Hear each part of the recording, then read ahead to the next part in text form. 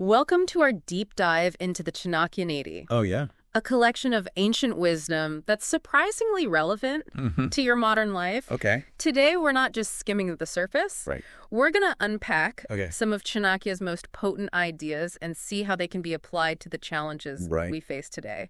What's fascinating about Chanakya is that he wasn't just a brilliant strategist who helped build one of India's largest empires. Yeah. He was a keen observer of human nature. Right.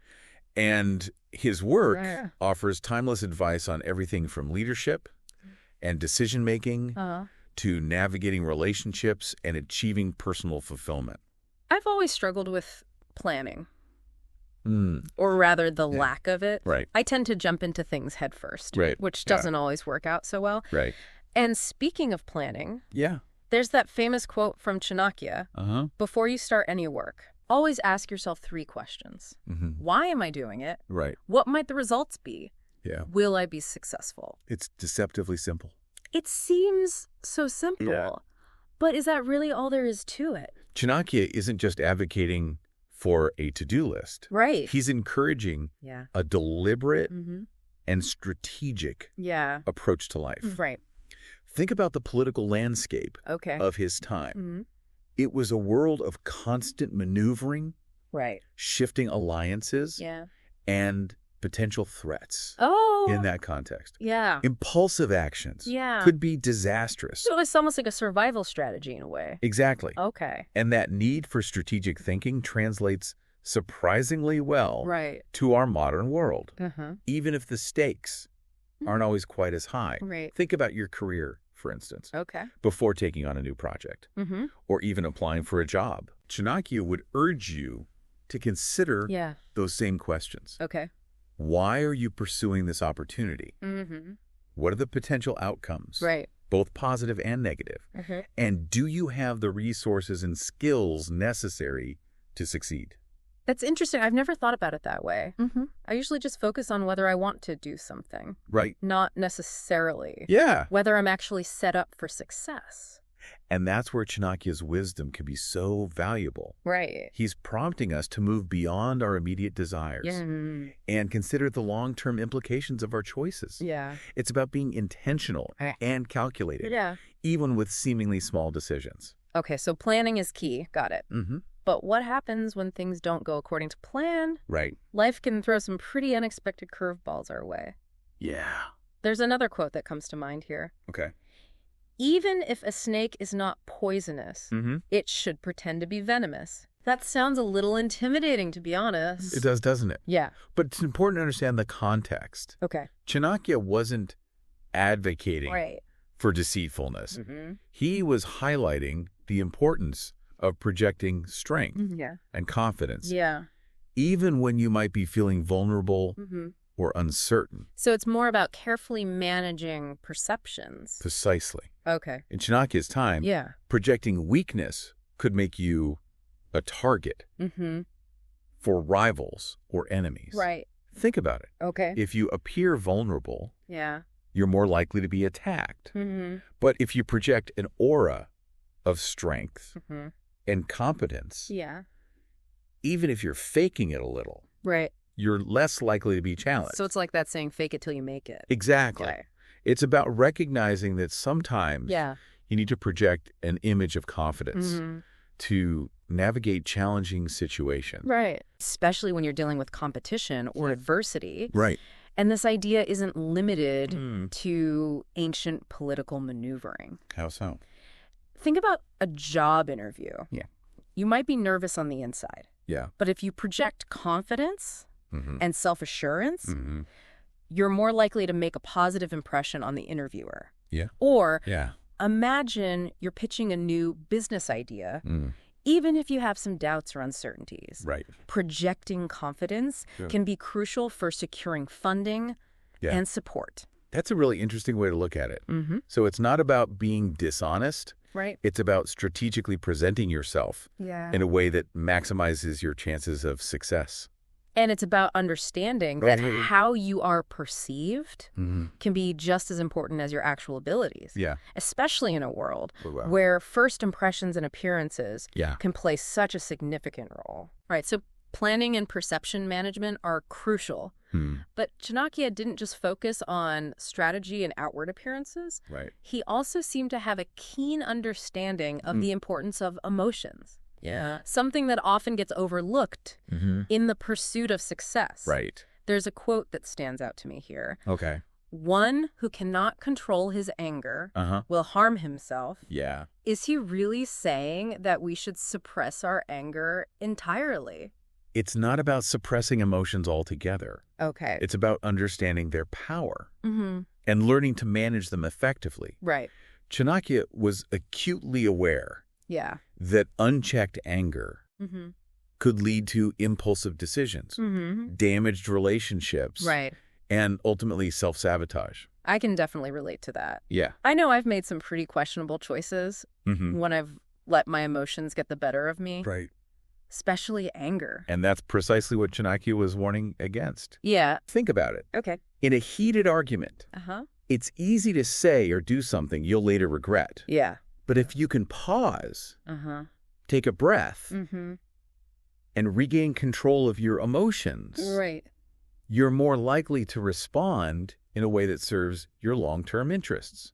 So it's about developing that self-awareness to recognize when your emotions are running high and then choosing a more constructive response. And this ability to manage emotions is even more crucial in today's world, where we're constantly bombarded with information and stimulation. We're facing unprecedented levels of stress and pressure. And it's all too easy to let our emotions dictate our action. It's like everyone's walking around with a short fuse.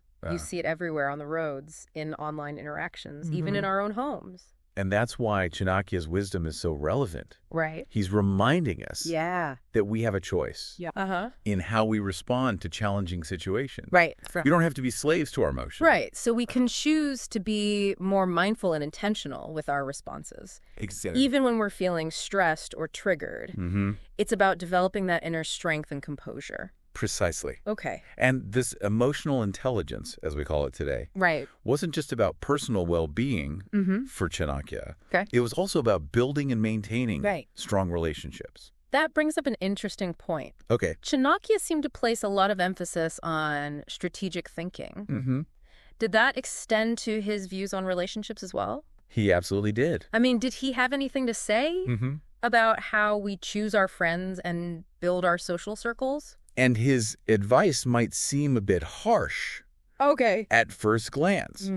He famously said, avoid the company of fools. Right. Associate with the wise. Okay. That's pretty straightforward advice. Choose your friends wisely.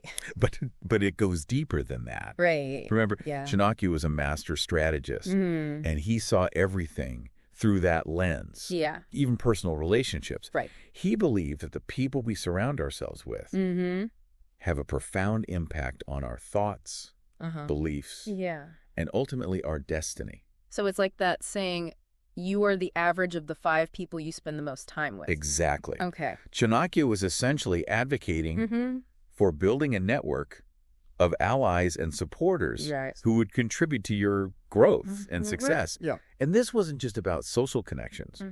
It was about surrounding yourself with people who shared your values, challenged your thinking, and inspired you to reach your full potential. So it's almost like building a personal board of advisors, but for life in general. Exactly. That's fascinating. But how did Chanakya view wealth and success? Was it all about power and material possessions? Not at all. Oh, okay. Chanakya had a more nuanced perspective on wealth. Right. He famously compared it to a tree, saying wealth like a tree grows when watered daily. I love that analogy. So he's saying it's not something you acquire overnight. It requires consistent effort and attention to grow. Exactly. Okay. Chanakya believed that wealth in all its forms needs to be nurtured and cultivated over time. He wasn't just talking about financial wealth. He was referring to knowledge, skills, relationships, anything that you want to see flourish in your life. So it's about that consistent effort. Exactly. Like tending a garden. You can't just plant a seed and expect it to magically transform into a beautiful tree without regular watering, care, and attention. Precisely. And this idea of consistent effort ties back to his emphasis on planning and strategy. It's about taking a long-term view, understanding that true success is a journey, not a destination. That's really resonating with me. It's easy to get caught up in the pursuit of quick wins and instant gratification. Yeah. But Chanakya is reminding us that anything truly worthwhile takes time, dedication, and sustained effort. And it's about recognizing that even small, consistent actions can lead to significant results over time. Just like watering a tree a little bit each day eventually allows it to grow tall and strong. This is all starting to make so much sense. We've covered planning perception, emotions, relationships, and even wealth, all through the lens of Chanakya's strategic thinking.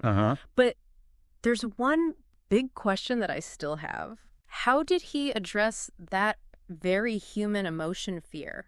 That's a great question. Yeah. And it's one that we'll delve into in more detail in our next part. Okay. But to give you a taste of Chanakya's perspective, he believed that fear was a natural human emotion, but that we shouldn't let it paralyze us.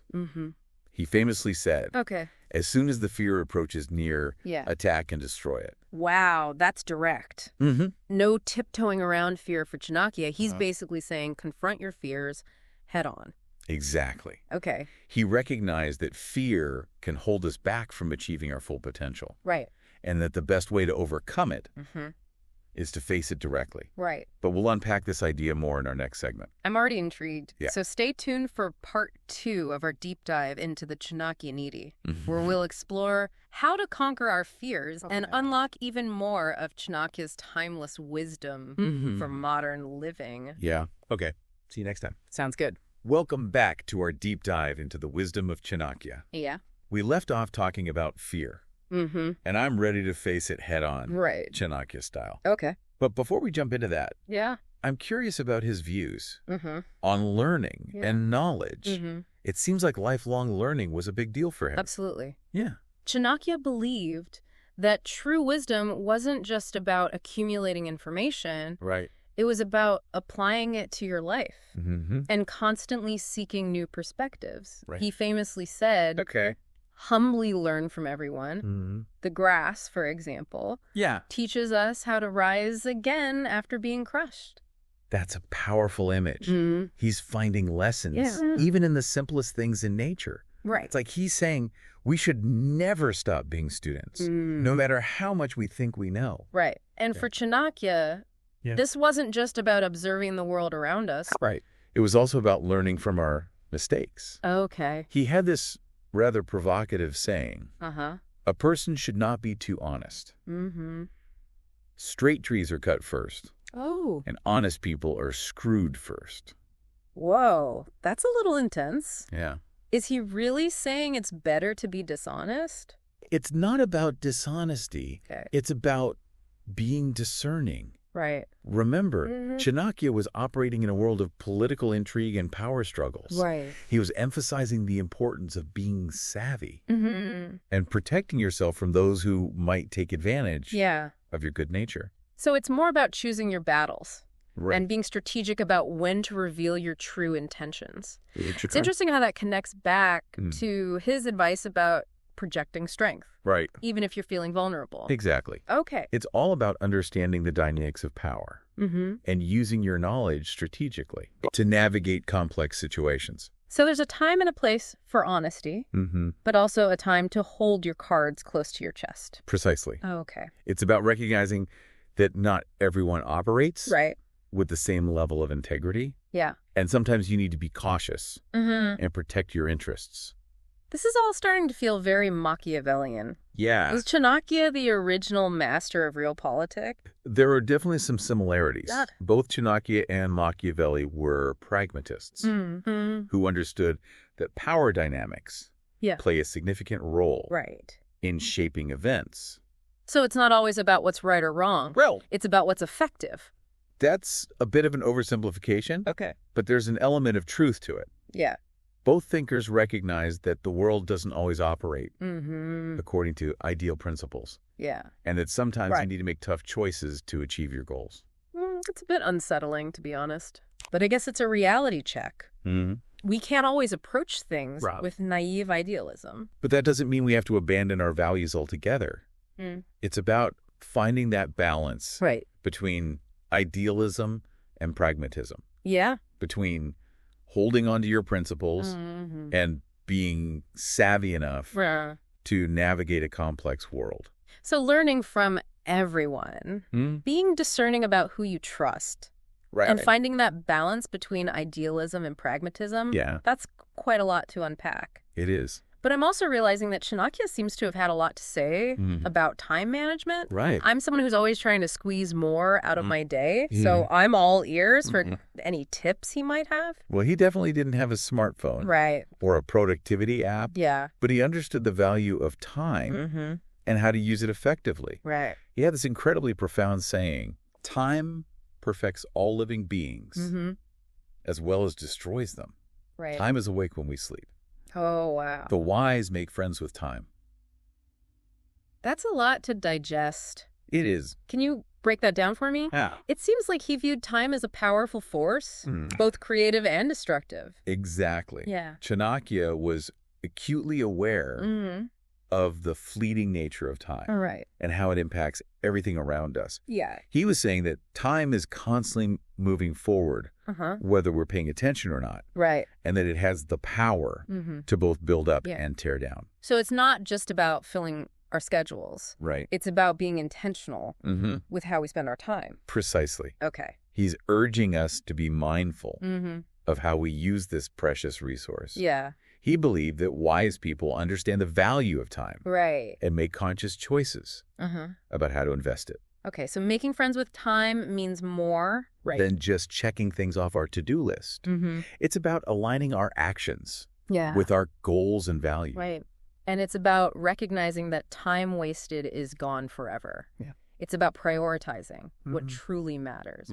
And letting go of distractions and pursuits that don't serve our long-term goals. You know, I'm thinking back to what we discussed earlier about planning. It seems like those two ideas, planning and time management, are really interconnected for Chanakya. Absolutely. Yeah. Planning isn't just about creating a roadmap.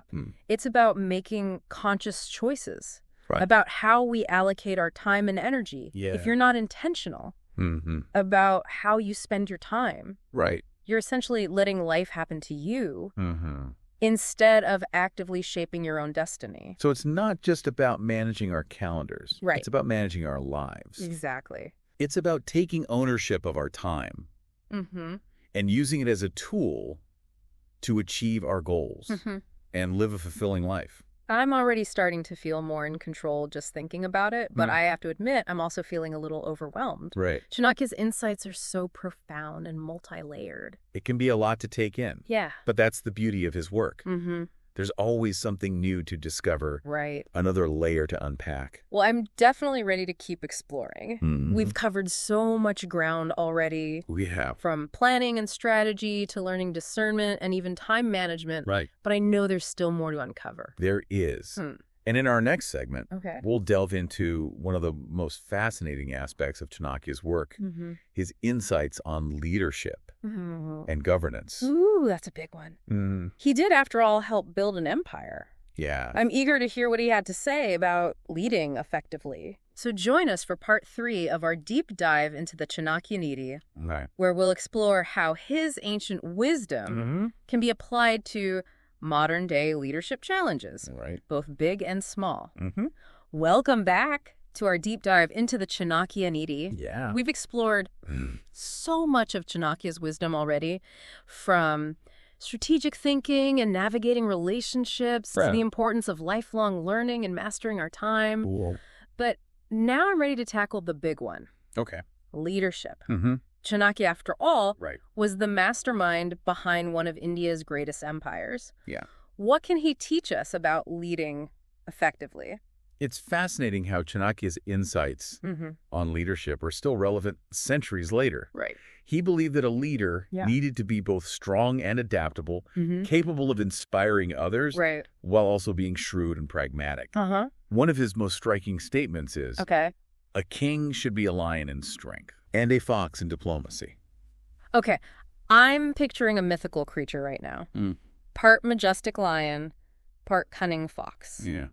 So he's saying that a leader needs to be a bit of a paradox. Exactly. Okay. Chanakya understood that effective leadership isn't about choosing one approach over another. Right. It's about finding the right balance for each situation. Yeah. Sometimes you need to be assertive and decisive, like a lion protecting its pride. Right. Other times you need to be more strategic and diplomatic. Okay. Like a fox navigating a complex terrain. So it's not just about wielding power. It's about wielding it wisely and knowing when to use different tactics. Right. But let's be real. Yeah. Not all of us are running empires or leading political movements. Right.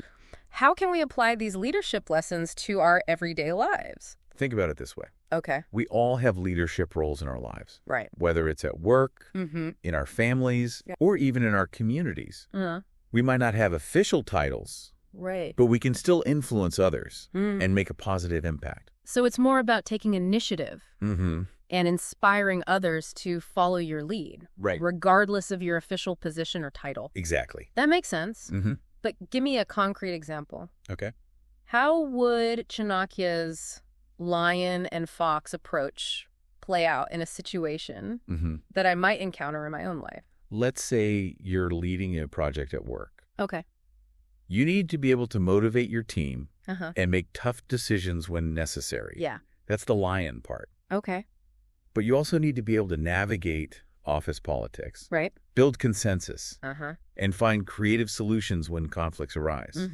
That's where the fox comes in. I see what you mean. It's about being adaptable. Yeah. And using different leadership styles depending on the situation. So it's not about being a pushover, but it's also not about being a dictator. Exactly. It's about finding that sweet spot between strength and diplomacy. Okay.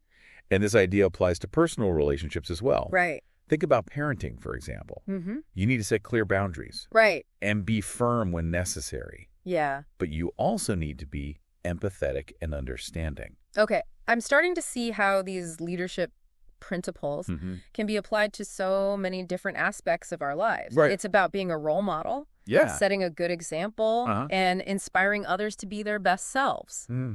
Speaking of setting a good example, I remember another quote from Chanakya about seizing opportunities. The king shall lose no time when the opportunity waited for arrives, for prosperity when neglected does not come back. It seems like he was a big believer. It seems like he was a big believer in taking action and not letting opportunities slip away. Absolutely. Yeah. Chanakya believed that a leader shouldn't be passive or hesitant. Right. He should be proactive, decisive, Uh-huh. and always ready to seize opportunities when they arise. And this isn't just about grand ambitions. Okay. It applies to everyday life as well. So it's about having the courage to step outside your comfort zone and take risks when you see a chance to grow or achieve something meaningful. It's about recognizing that opportunities often come disguised as challenges, and sometimes you need to be willing to embrace the unknown, to reach your full potential. That resonates with me. I know I've let opportunities pass me by because I was too afraid to take a chance or step outside my comfort zone. Yeah. Chanakya would probably say I was being too much of a fox and not enough of a lion in those moments. Perhaps. But the key is to learn from those experiences and be more courageous in the future. You know, it's amazing how these ancient teachings can still feel so fresh and relevant today. Yeah. I'm walking away from this deep dive with a whole new perspective on leadership. Right. And I'm excited to start applying these principles to my own life. That's the beauty of Chanakya's work. Yeah. It's timeless wisdom that transcends cultural boundaries and historical periods. His insights continue to challenge us to think differently, to strive for excellence, and to become the best versions of ourselves. Well said. And on that note, I think it's time to wrap up our deep dive into the Chanakya Niti. Right. We hope you've enjoyed this journey into the mind of a master strategist and found his insights as thought-provoking and inspiring as we have. Remember, the journey of learning and growth never truly ends. Right. Keep exploring. Yeah. Keep questioning. And keep striving to make a positive impact on the world around you. Until next time, keep seeking knowledge. Keep growing. Yeah. And keep leading with wisdom, courage, and a touch of that Chanakya-inspired strategic brilliance. Sounds good.